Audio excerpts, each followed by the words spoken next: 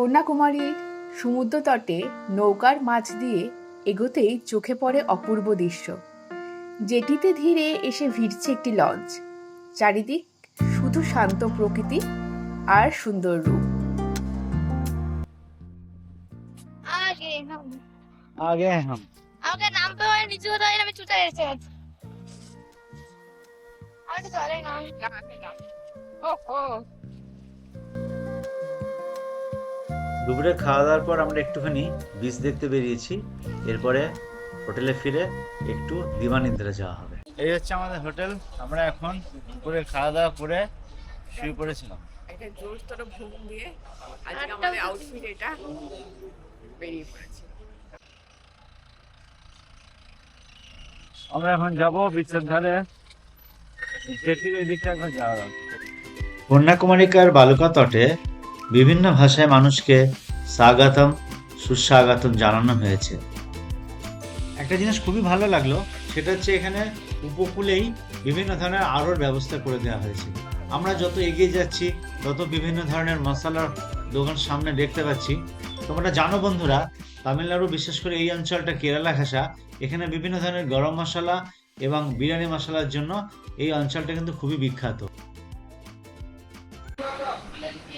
চলে এসেছে আমাদের এখন জুস। কি কি জুস আছে? পাইনাপল জুস, আমার পাইনাপল জুস সব মিলবেশি খাবো। Pineapple juice, mix fruit juice আর মৌসম্বি জুস। আমরা এই 4-3 রকমের জুস নিচ্ছি। আমরা শেয়ার করে খাবো তো। শেয়ার করে আমার ওটাতে ভালো গন্ধ বেরোচ্ছে, আমাদের থেকে পচা গন্ধ বেরোচ্ছে। আমরা উটিতে এত ঘোরাঘুরি করেছি, তারপরে কালকের জার্নিটাও আমাদের অনেকটা লং জার্নি ছিল, তো খুব ক্লান্ত হয়ে পড়েছিলাম। তাই আজকে আমরা দুপুরে মানে খুব ঘুমিয়েছি বাঙালি খাবার দাবার খেয়ে, ভরপুর বাঙালি খাবার খেয়ে দুপুরে বাংলার ঘুম মানে ভাত ঘুম যেটাকে আমরা বলি, সেটা দিয়ে এই বিকেলে উঠে একটু রেডি হয়ে এসছি জুস খেতে।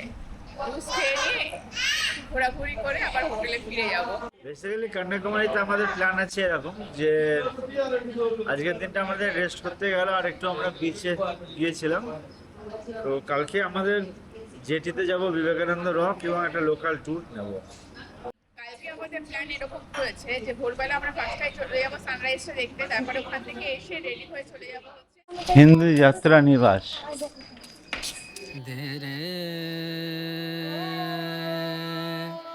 আমরা ধীরে ধীরে এগিয়ে চললাম আরুলমিগো ভগবতী আম্মান মন্দিরের দিকে।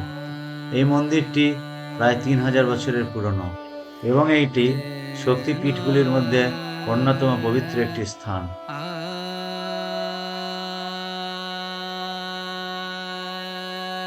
বিশ্বাস করা হয় দেবীর নাকের মুকুটের ঝলমলে আলো এতটাই উজ্জ্বল, অনেক সময় সমুদ্রের জাহাজগুলো এটি লাইট হাউস ভাবত বলে গল্পে বলা হয়।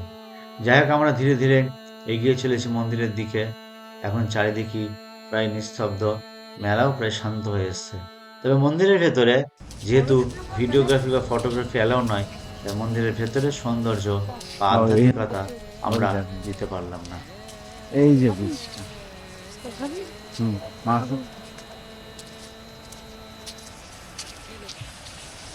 আমরা এখন আছি মশলা পুরি খাবার জন্য।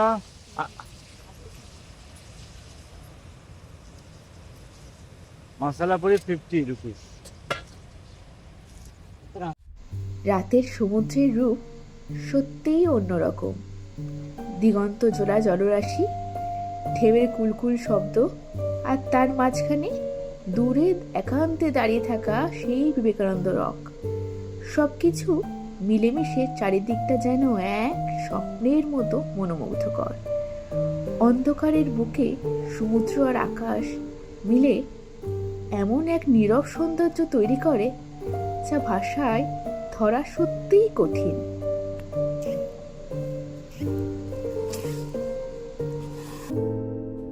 সারাবানা অথেন্টিক ভেজিটেরিয়ান।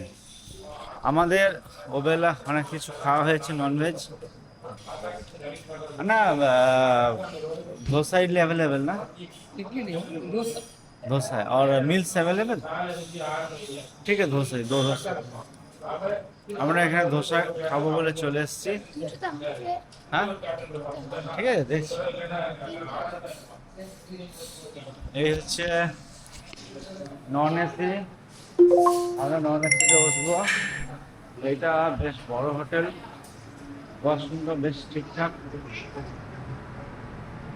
ওয়াশরুম ম্যানেজ করে দিই। মশলা দিস নাই তারা আমরা খাবি না দারুণ খেতে। সকালবেলায় কন্যাকুমারিকার যে সৌন্দর্য অসাধারণ। সূর্যোদয় দেখবো বলে আমরা অনেকটা তাড়াতাড়ি উঠে গিয়েছিলাম, কিন্তু উঠে সর্বপ্রথমে সূর্যোদয়ের আগে যে আকাশে আলো এবং রঙের খেলা, সেই আলো ও রঙের খেলাটা সত্যি মন প্রাণ ভরে আমরা উপভোগ করতে লাগলাম।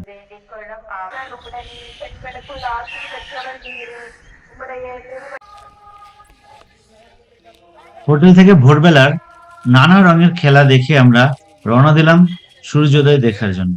সূর্যোদয় দেখার যে রাস্তাটা সেটা খুবই ন্যারো, কিন্তু আমাদের যেন উত্তেজনা এবং আনন্দ কোনোটাই যেন আমাদেরকে বাদ মানছিল না। তো যাই হোক, আমরা ধীরে ধীরে, অবশ্যই ধীরে ধীরে নয়, বেশ জোরে জোরে রওনা দিলাম সূর্যোদয় দেখার জন্য সমুদ্রের ধারে।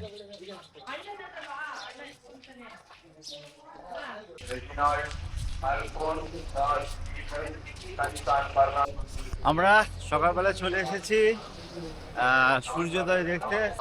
তো কিভাবে এলাম? সানরাইজ দেখতে চলে এসেছি আমরা, ঘুম থেকে উঠে তাড়াতাড়ি ছুটতে ছুটতে এসেছি ওই সামনের রাস্তাটা। তার আগে আপনাদের দেখিয়ে দিই সকালবেলা যে নজারা, যে নজারা হ্যাঁ ইধর সকালের নজারা দারুণ। সূর্যোদয় দেখার জন্য অনেকে নৌকা করে সমুদ্রের আরো কিছুটা ডিপে বা ত্রিবেণী সঙ্গমের দিকে যাত্রা করেছে। তবে সূর্যোদয়ের দৃশ্যটা পুরোটাই তোলা হয়েছিল, কিন্তু সময়ের অভাবে যেটুকু পেরেছি সেটুকু আমি দিয়েছি, এবং সূর্যোদয়ের পরের যে সৌন্দর্য সেটাও আমি অনেকটা দেওয়ার চেষ্টা করেছি।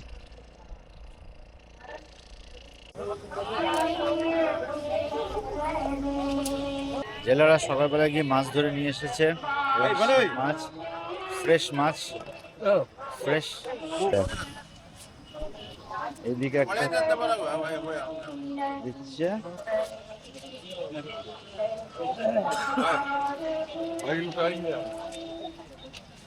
এখানে মাছ কিন্তু ওজনে বিক্রি হয় না, পাইকারি যারা কিনলে তারা হচ্ছে ইয়ে হিসাবে, ঝুড়ি হিসাবে।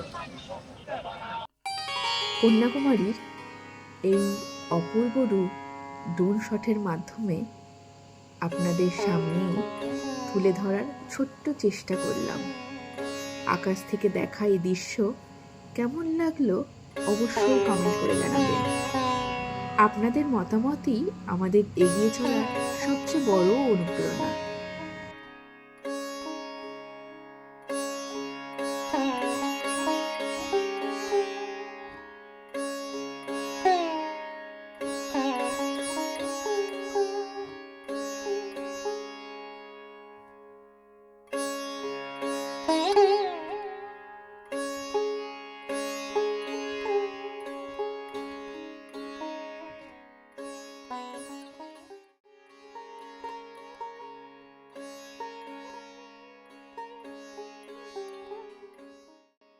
খেয়ে নিয়েছি ইডলি আর বড়া, খেয়েছে পুরি ভাজি। এই যে এটা আমার আজকের লুক, হোয়াইট প্যান্ট আর এই জামাটা, আর এটা হচ্ছে আমার লাভু।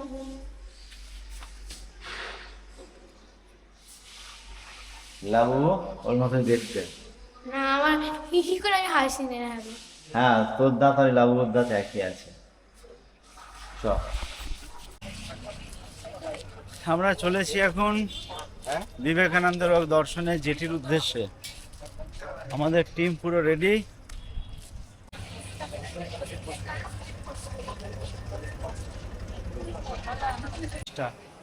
আমাদের টিকিট স্ক্যান হয়ে গেল এখানে স্ক্যান করার পর আমরা এবার জেটির দিকে এগিয়ে যাচ্ছি। সবার আগে বলবো অনলাইন টিকিটটা কেটে রাখা ভালো, যেহেতু হ্যাঁ অনেকটাই স্মুথলি যাওয়া যাবে। আর আজকে যেহেতু সোমবার, ভিড়ভাড়টা একদমই নেই, তো আজকে খুব ইজিলি যাওয়া যাবে। কিছুই নেই। এক হাতে ধরবে আর এক হাতে পা রাখবে, কারণ দিচ্ছে না।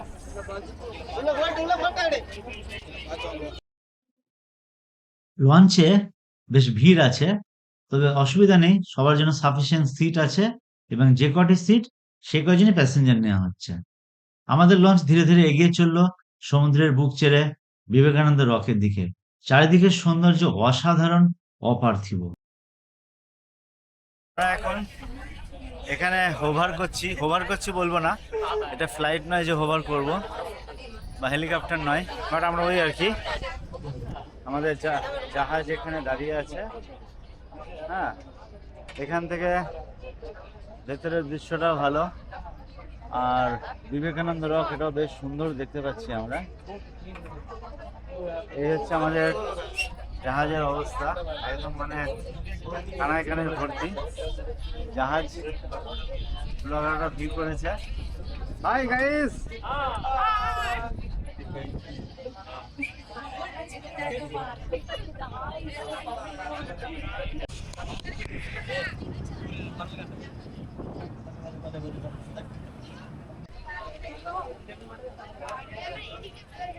আপনার জাহাজের নাম হচ্ছিল বিবেকানন্দ।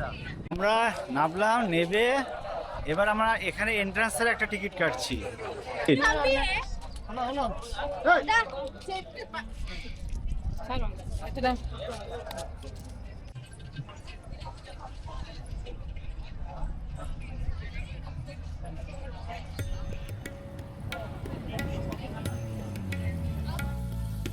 বিবেকানন্দ রকে একটি সুন্দর সানক্লক রাখা আছে এবং সানক্লকটি সত্যি একটি প্রকৃষ্ট উদাহরণ আমাদের প্রাচীন যে বিজ্ঞান তা।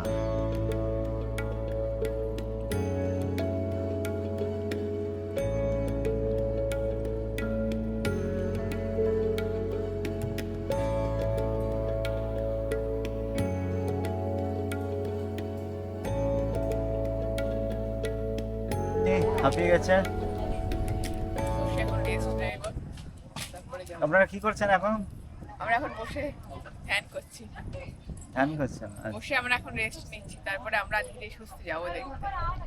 এখানে আছে কোনো মন্দিরের ভেতরে কিন্তু ফটোগ্রাফি অ্যালাউ নেই, তো আমরা মন্দিরের ভেতরে কিন্তু কোনো ফটোগ্রাফি করতে পারবো না। আমি লাবুনি খেলা করছি। সবাই ধ্যান করছে, আমি লাবুনি খেলা করছি।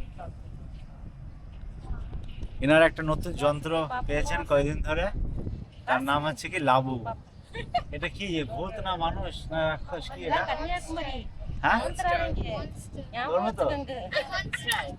তাহলে তুই কি? এরা জানে লাবু নিয়ে এর এখন কয়দিন চলছে, ওকে কোথায় যে ঝুলাবে সেটা বুঝে উঠতে পারছেন না স্যার। মনস্টার কোথায় রাখবে? মনস্টারকে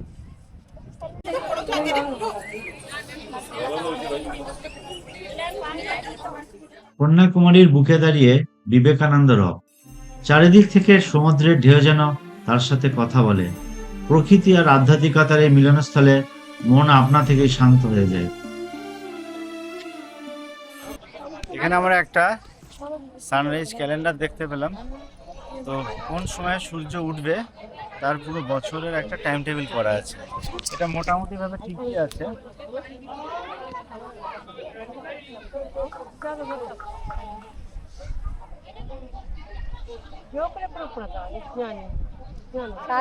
বুক স্টলে যথারীতি ভিড় কিন্তু কমই আছে,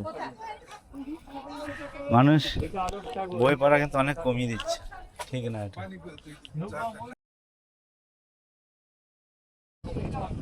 এটা একটা ভালো জিনিস করেছে, রেন ওয়াটার রিজার্ভার, তবে এটা ক্লিন করার দরকার আছে।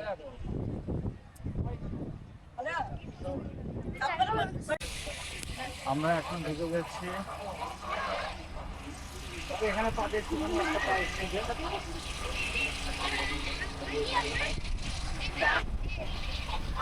কি দেখলি?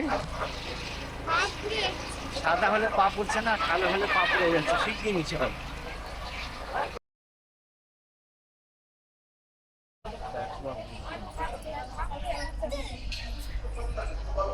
जीवानी स्टैचू जीवानी